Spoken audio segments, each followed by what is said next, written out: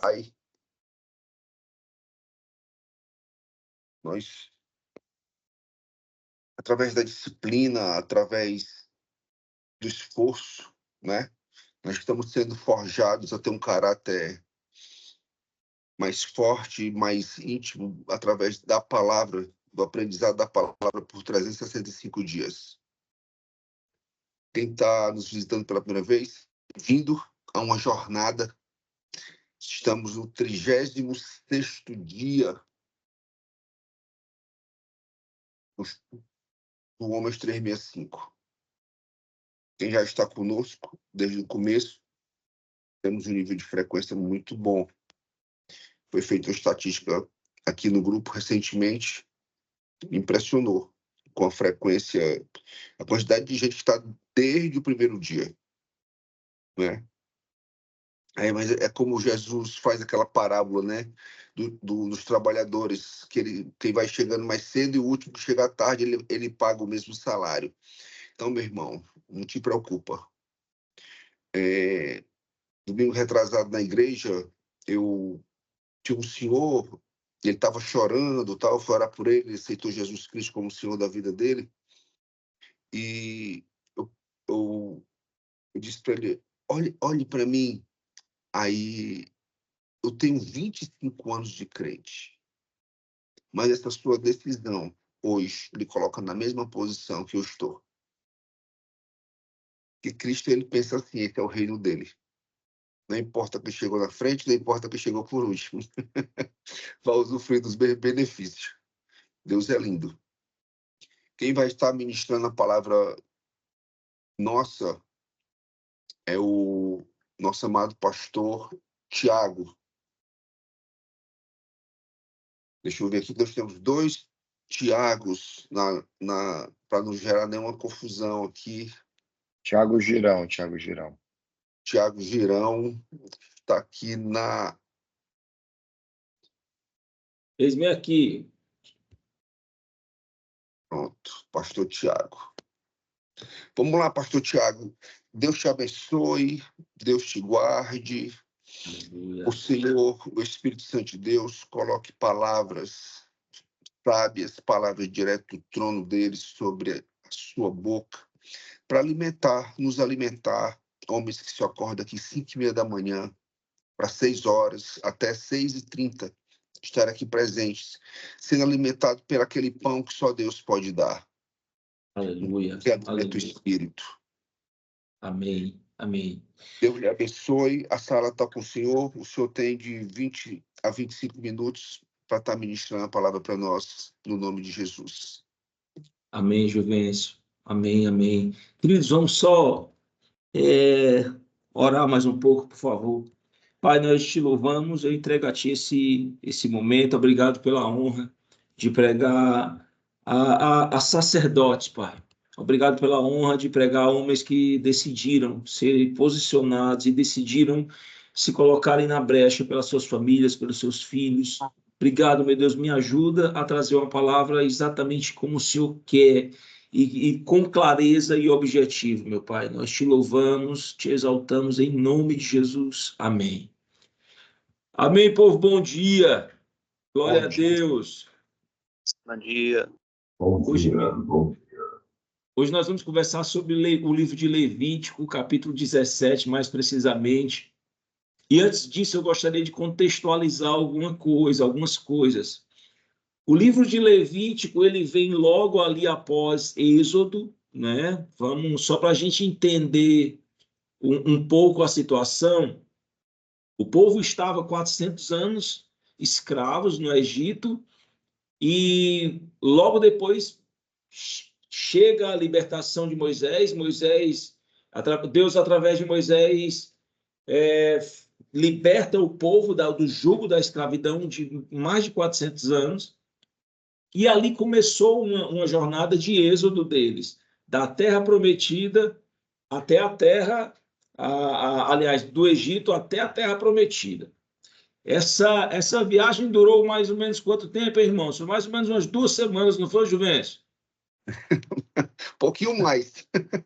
Pouquinho mais. Mas existe uma curiosidade aí. Eu não, me ajuda se eu estiver errado. Daqui para Sobral dá quantos quilômetros?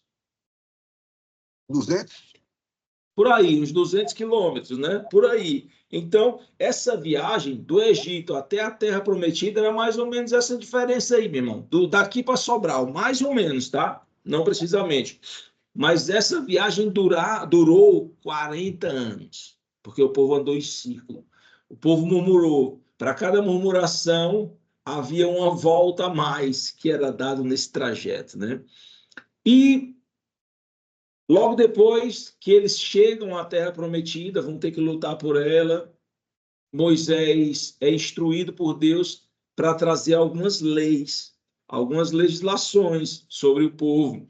E aí surge o livro de Levíticos. O livro de Levíticos é justamente para trazer ordem, trazer decência. Aí você me pergunta, pastor Tiago, por que o senhor deu essa volta para poder falar sobre o capítulo de hoje?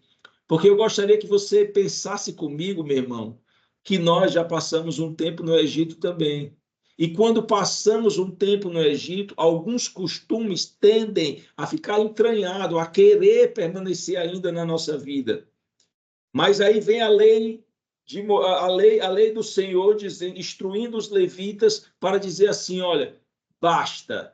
Vocês precisam bastar desses costumes antigos. Agora não existe mais a lei. Aquilo que você passou no Egito, você não está mais sob a lei do Egito. Você agora vai viver uma nova legislatura. Você vai ver agora uma nova lei, que é a lei do Senhor. E era exatamente aqui o que Moisés estava falando ao povo. No capítulo 17, ele dá algumas ordens sobre sacrifícios, ele dá alguma ordem sobre da pessoa não se alimentar do sangue, ele dá ordens sobre a pessoa, quando pegar um animal, a forma de comer, a forma de matar aquele animal, o sangue precisava ser derramado e precisava ser enterrado, porque sangue é vida. E nós vamos estar aqui conversar um pouco sobre isso, tá? O primeiro tópico, pessoal, desse versículo, desse capítulo 17, fala sobre quando forem matar o animal, tragam, sendo ele dentro do arraial ou fora, vocês precisam trazer esse sacrifício para dentro, para a porta do tabernáculo, para a frente do tabernáculo, para que os sacerdotes estejam vendo. Olha que interessante. Esse primeiro tópico, ele fala sobre centralizar o culto e preservar a santidade. Sabe por quê, irmãos? Porque existiam costumes no Egito de sacrifícios a deuses pagãos, a deuses que aqui você vai ver no versículo 7, que era um sacrifício ao Deus semelhantes a bodes. Esses costumes eles estavam ainda tentando entranhar, tentando fazer parte do povo de Israel. E o que é que acontecia? As pessoas iam e faziam isso de forma oculta, fazia isso de forma disfarçada, porque não podia adorar outros deuses lá, era mandamento, era morte mesmo. Então, as pessoas pegavam de forma velada de sacrifício a Deus, faziam sacrifício a deuses pagãos. E ali veio uma clareza dizendo, olha, não mais. Tá fechado. Quem for fazer sacrifício lá fora, agora eu quero que traga para minha frente, que os sacerdotes vejam. Queridos, e aqui existe algo interessante para a gente olhar. A gente precisa trazer centralidade ao nosso culto e preservar a nossa santidade. A gente tem que tomar muito cuidado com as coisinhas ocultas que ainda acontecem na nossa vida. Deus estava ensinando ali a Israel que a vida e a adoração pertenciam somente a Ele. Ao exigir que o animal fosse levado à porta do tabernáculo, o Senhor evitava que cada pessoa sacrificasse do seu jeito ou em qualquer lugar. Isso preserva a pureza do culto e impedia as práticas cristãs. Essas práticas pagãs aprendidas lá no Egito. O que acontece? Ao combater esse sacrifício feito de forma maluca, de cada um fazer a forma que ele queria, Aqui era uma ordem específica de Deus de combater a idolatria oculta. Aqui no versículo 7, que eu falei, que o texto menciona explicitamente os bodes, né? Sacrificava aos bodes. Tem alguém com o microfone aberto aí? Me ajuda, querido. E olha o seguinte, levar o animal ao tabernáculo garantia que o sacrifício fosse público, supervisionado a um sacerdote e oferecido exclusivamente ao Senhor. E assim Deus cortava pela raiz qualquer forma de idolatria disfarçada. O que é que eu entendo com isso, querido? O que é que eu entendo com isso? Eu entendo, Juvencio, que tudo na vida da gente é um sacrifício, meu irmão. Tudo na nossa vida é uma adoração. Sendo ela a Deus ou sendo ela ao diabo, sendo bem duro com você. Quando ele fala aqui para tomar cuidado com esses sacrifícios ocultos, é para a gente ter mais clareza, botar mais verdade naquilo que a gente faz em Deus e não deixar cabimentos para que os costumes antigos entrem e atrapalhem, se misturando com os costumes novos que Deus colocou para a gente. Eu não posso mais... por exemplo, vamos lá. Eu tenho um violão que eu ganhei em 2008. Eu venho de uma era de... Eu tocava em bandas seculares, ok?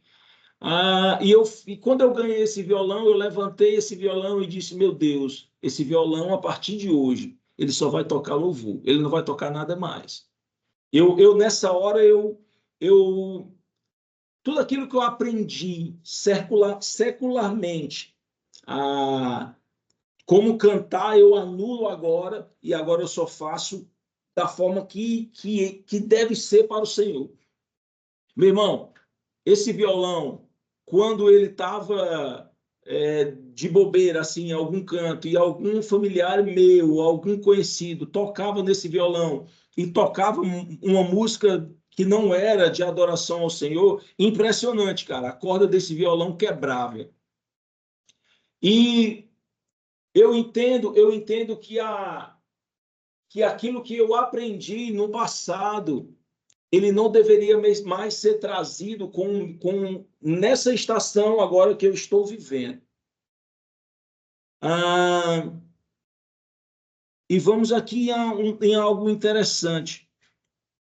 Esse sacrifício aqui, esse sacrifício falado em Levítico, ele prefigurava em todo momento um sacrifício perfeito que viria no futuro, que seria o sacrifício perfeito de Jesus.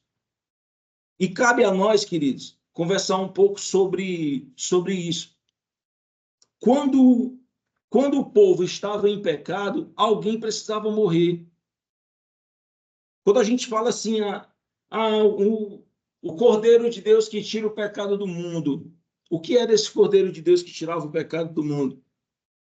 Quando uma comunidade estava em pecado, era instituído para que aquele cordeiro, para que um cordeiro fosse trazido ao sacerdote, ele fosse sacrificado, aquele sangue seria derramado e o sangue precisaria ser aspergido, precisava ser passado nas tendas, nas paredes, né, digamos assim, de panos do tabernáculo, e também colocado na testa do sacerdote.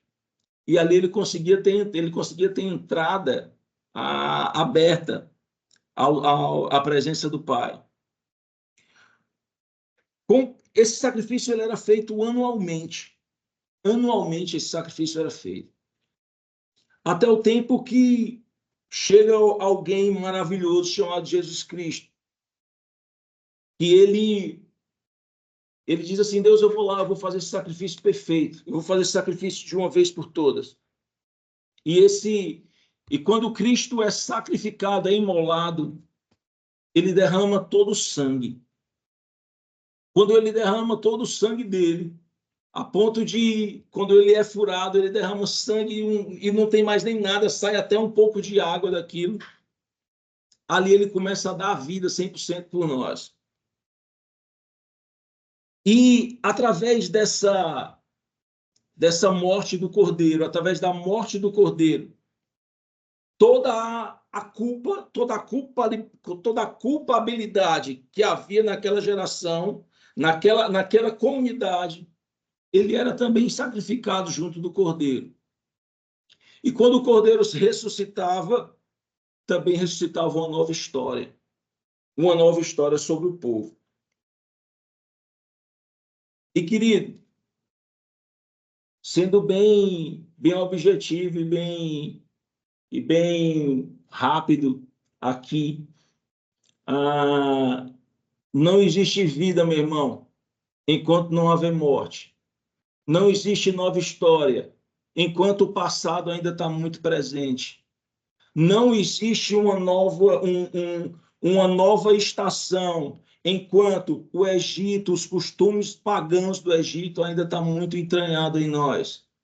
A gente precisa tomar cuidado sobre o que assistimos. A gente precisa tomar cuidado sobre o que falamos. A gente precisa tomar cuidado sobre o que bebemos. A gente precisa tomar cuidado sobre as nossas rodas de amigos. A gente precisa tomar cuidado sobre isso.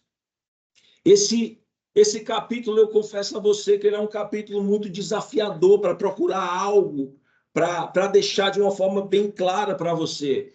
Mas o que eu entendo muito aqui é que a gente precisa parar de dar jeitinhos. A gente precisa parar de tentar fazer as nossas coisas escondidos e muitas vezes colocando ali uma culpa no Senhor. Eu estou fazendo para o Senhor.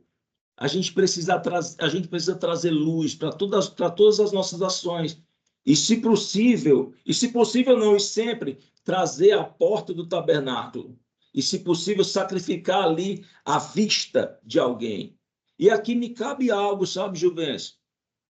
Querido, todo homem ele precisa de alguém para prestar relatório. Nós precisamos ter alguém que confiamos. Nós precisamos ter alguém que olhe assim e diga, meu irmão, e aí, eu estou sacrificando correto? Eu estou sacrificando certo? Meu irmão, me ajuda que eu não quero fazer errado. Eu não quero que os meus costumes lá do Egito, quando eu ainda era escravo, impeçam-me de ativar, de acessar um novo tempo, uma nova estação. Precisamos ter alguém para prestar relatório. E outra, querido, quando ele fala, olha, não comam sangue. Se você comer sangue, você vai arrumar um grande problema comigo. Você vai ser extirpado, você vai ser morto. Em outras palavras, eu entendo que isso aqui é o seguinte: ó, sangue é vida. Cara, nós precisamos entregar toda a nossa vida e a gente precisa. Meu irmão, eu só boto energia em uma coisa. A gente precisa entregar toda a nossa vida, toda a nossa força ao Senhor, cara. No Egito existiam vários cultos, até hoje existe. Cultos onde a pessoa come o sangue, ali se bebe o sangue. E sangue é vida. E foi por isso que Jesus derramou todo o sangue por nós. Então, só tentando trazer aqui um resumo do que eu entendo sobre esse capítulo. Primeiro, precisamos trazer centralidade ao culto. Não fazer nada, vou fazer ali por fora, né? Vamos trazer centralidade ao culto. O segundo ponto, precisamos combater a idolatria oculta. Terceiro, ensinar que o sangue pertence a Deus e a mais ninguém. E ver Cristo como um mandamento fundamental, como um sacrifício perfeito. Deus ordenou que um animal fosse trazido à porta do tabernáculo para manter um culto puro, impedir a idolatria, ensinar o valor do sangue, fortalecer a aliança comunitária e apontar para a obra redentora futura. O livro de Levítico, ele tem várias leis interessantíssimas, mas se você abrir aí o livro de Levítico e fazer um comparativo com o livro de Hebreus, você vai ver que tudo centraliza na obra redentora de Jesus Cristo. Então, meu irmão, só recapitulando, o sangue perfeito que foi derramado em Cristo, que foi derramado por Cristo na obra redentora da cruz, ele é forte, ele é verdadeiro, ele é fiel para continuar cobrindo multidões de pecado, para continuar nos convencendo do pecado, da justiça, do juízo e nos fazendo mais do que vencedores. Eu gostaria de orar nessa hora, no nome de Jesus. Pai, eu quero louvar o teu nome, glorificar o teu nome. Eu te peço, meu Deus, que o Senhor venha trazer clareza sobre alguma palavra que foi falada aqui nesse momento. Meu Deus, e que nós não possamos impedir, que nós não possamos fazer, Pai, a nossa vida cristã hoje entranhada com a nossa vida vinculada ao Egito, Deus. Que nós não possamos ter uma vida dúbia, em forma de sacrifício a Deus, em forma de culto a Deus, mas na verdade estamos adorando ao inimigo, porque nós entendemos que tudo é sacrifício. Pai, em nome de Jesus, nós entendemos que o sangue é vida e a vida só pertence a Ti. Em outras religiões há um costume das pessoas comerem o sangue, beberem o sangue, mas nós entendemos que a nossa vida pertence só a Ti e isso é inegociável, Deus. Pai, nós pedimos que o Senhor venha deixar muito claro sobre a obra redentora de Cristo, que o Senhor Jesus morreu por nós, para que nós ainda pecadores tivéssemos vida e vida em abundância. E que toda culpa, toda culpabilidade que estava sobre nós recaiu sobre Cristo e que ele morreu, nos dando assim uma nova oportunidade, nos dando um novo dia de termos uma vida reta diante de Ti, Pai. Nós te louvamos, meu Deus, te exaltamos em nome de Jesus. Amém, amém, amém. Amém, queridos. Amém. Amém, amém, pastor. Amém, amém, amém. Glória a Amém, Deus. amém. Amém. Tiagão, Amém. Amém. Amém, amém, amém. Amém. Amém. Glória a Deus e aleluia. Aleluia. Amém. Amém. Está sem áudio. Microfone, Gilberto.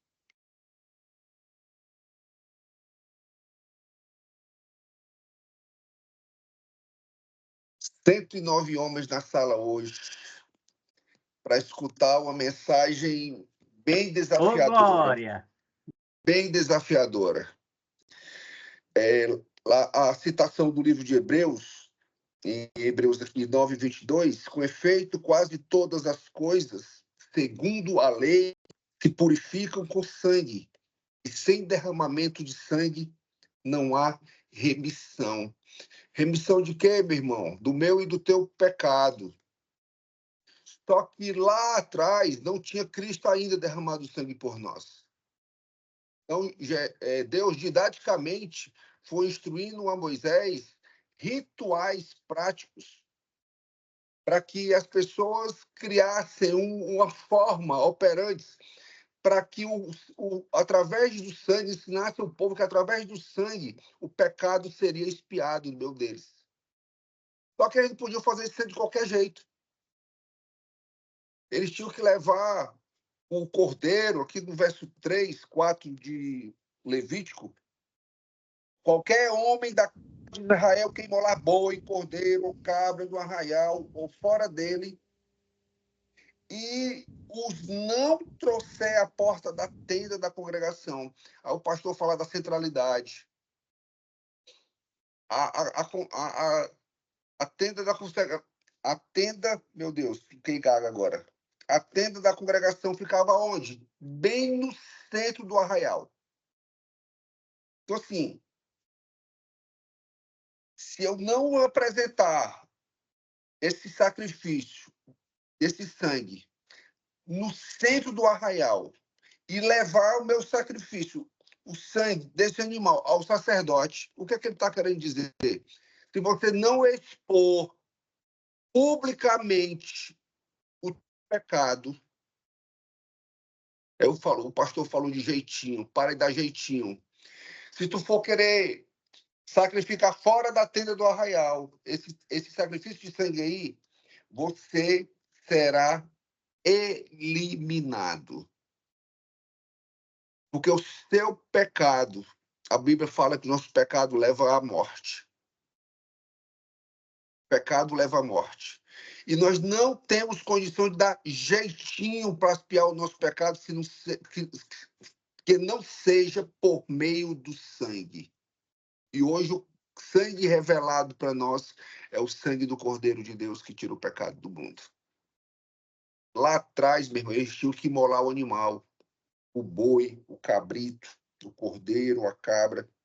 Eles tinham que imolar e derramar esse sangue publicamente, para que todos vissem que ele tinha pecado. Ei, Ed, imagina aí, na igreja hoje, o cara chegar, o Ed já está entendendo o recado. O cara chegar, entrar na igreja, pastor, me dê licença aqui, pastor. Eu preciso confessar publicamente aqui meu pecado, pastor. Aí o pastor Tiago nos confronta, tenha pessoas amigas onde você tenha que prestar conta. Uau! Nós, homens, nós precisamos de prestação de conta diária. Porque nós precisamos levar a nossa oferta de sangue lá diante da tenda da congregação. Só que a tenda da congregação hoje, na simplicidade do nosso Senhor, ele resumiu a uma cruz. Toda aquela criação, ele resumiu a uma coisa só.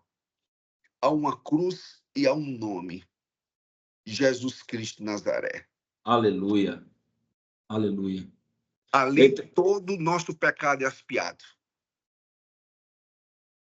Meu Deus, olha o que é que os homens de Israel tinham que fazer depois que saíram do Egito para expiar seus pecados.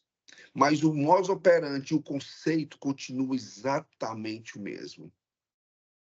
Deus resumiu muito, facilitou muito nossas vidas. Ou criou uma dificuldade moral gigante. Gigante. Ontem só uma curiosidade, Juvem, só uma curiosidade, por favor. O interessante é que esse cordeiro ele tinha que ser perfeito, 1 ano, né? Macho, o primeiro filho de uma ovelha. E o ritual era mais ou menos o seguinte, viu, homens valentes?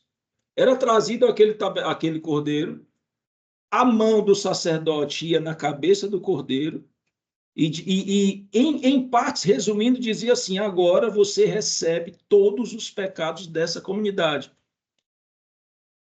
E no momento que era entregado, olha só, você percebe a semelhança? Todo o pecado passa para você, cordeiro, e o cordeiro era morto. Alguém tinha que pagar o pato. E tinha um sanguezinho, o Juvencio, que entrava na testa do sumo sacerdote. Tinha que estar aqui na testa dele, aspergindo nos panos do tabernáculo, dando acesso ao sacerdote. E era tão sério esse sacrifício de sangue, meu irmão, que não entrava era sacerdote qualquer, era o sumo sacerdote que podia entrar no templo, aliás, no Santo dos Santos. E existe um detalhe que o sacerdote ele precisava entrar, Juvencio, amarrado pelo pé com uma corda e um sinozinho no pé, que toda hora que ele se mexia, alguém ouvia lá de fora. Tch, tch, tch. Quando aquele sino parava de se mexer, o sacerdote, em pecado, ele morria lá dentro e ninguém podia tirar, tinha que puxar pela corda, né? Olha a seriedade, olha a seriedade. O primeiro ponto é que, lá atrás, lá na época de Moisés, um cordeiro recebia o problema da humanidade toda, era morto, ele precisava morrer, ou seja, alguém precisa morrer para expiar o pecado de alguém, e não era fácil para ninguém, até para o sacerdote, ele não podia ter falhas, ele não podia estar em pecado, porque se ele se apresentasse, ele morria. Bom demais. É sério. Meus amigos, o pecado sem estar exposto é morte. É morte. O pecado é morte. Aqueles homens foram desafiados a expor o seu pecado diante de toda a congregação. Hoje, você é desafiado a ir contra a tua reputação. Enquanto a tua humilhação não for maior do que a tua reputação, você vai continuar no ambiente de morte, porque o pecado te leva à morte. E um juízo já foi dado. Esse juízo é de morte, não é de vida. Por isso que precisamos de Cristo Jesus, para nos tirar de onde nós estamos. Amém? É uma mensagem muito desafiadora, muito dura, mas é a forma que Deus dirige, disciplina os seus filhos. É isso. São 6h31, nosso tempo oficial aqui do Homens 2365 conclui. Quem quiser permanecer na sala por mais um tempo, fica à vontade. Fica à vontade.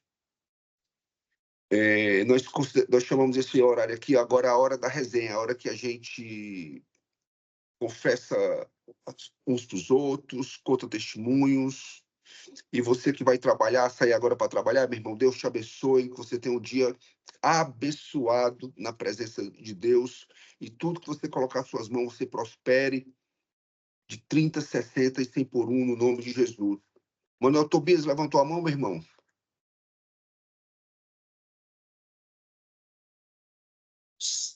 Sem microfone.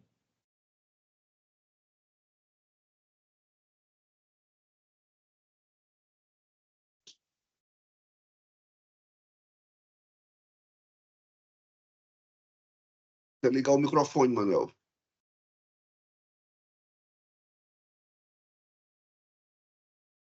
Tá, fala depois.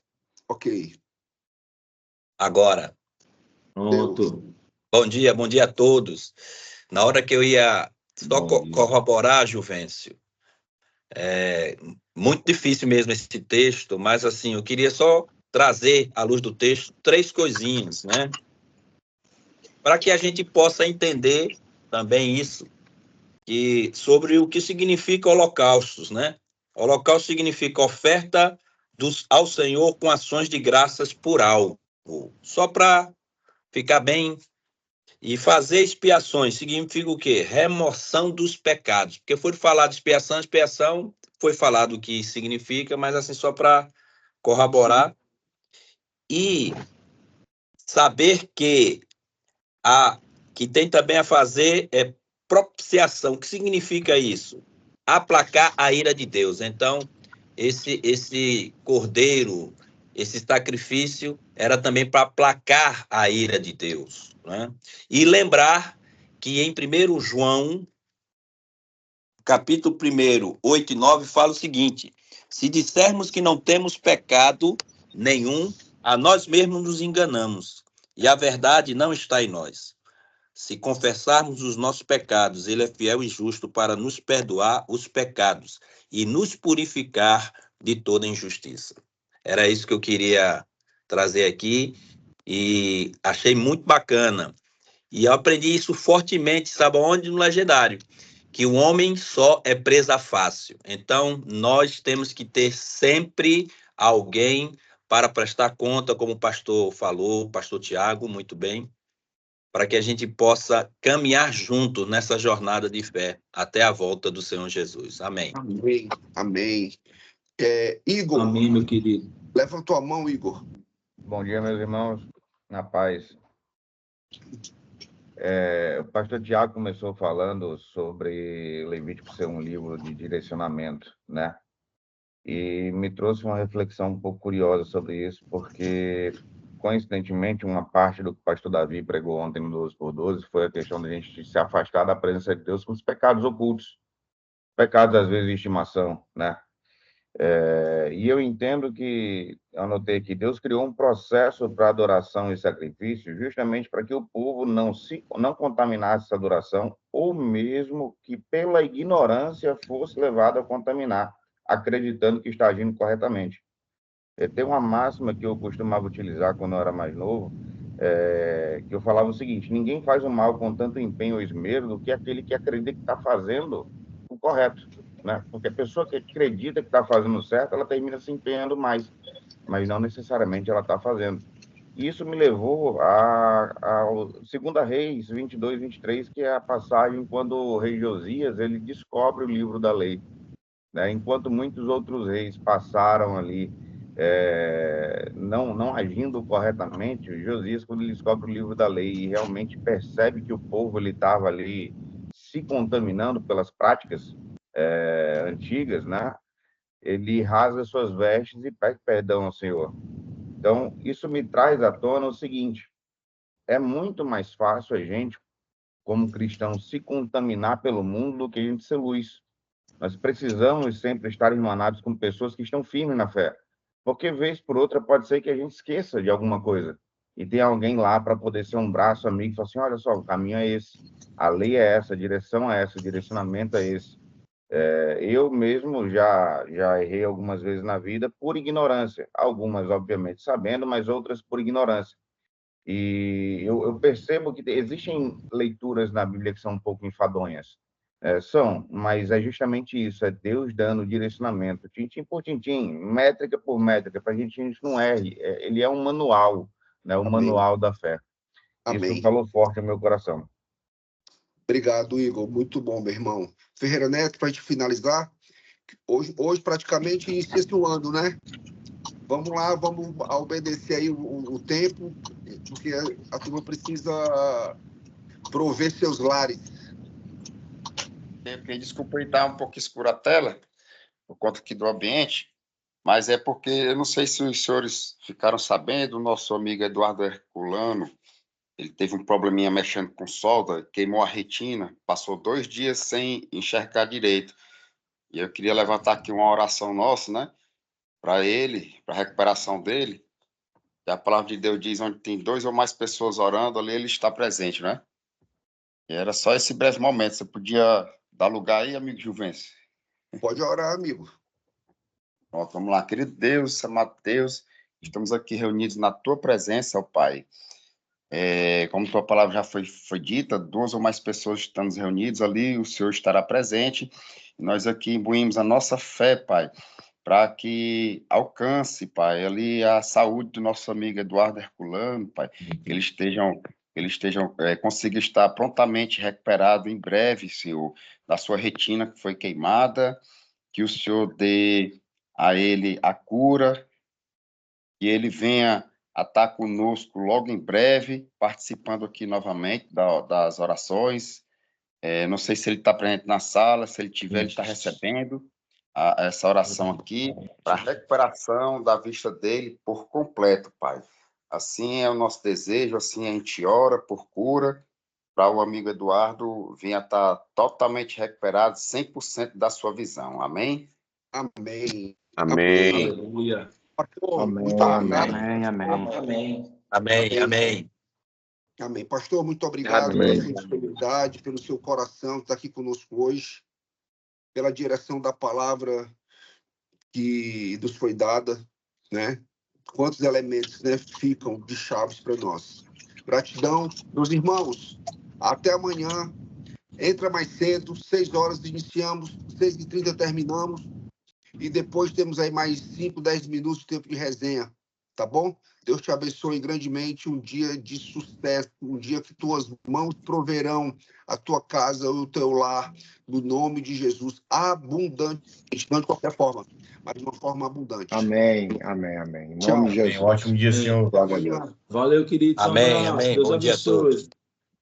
Valeu, pastor Tiago. Amém, amém, Senhor. Valeu, queridos. Jesus.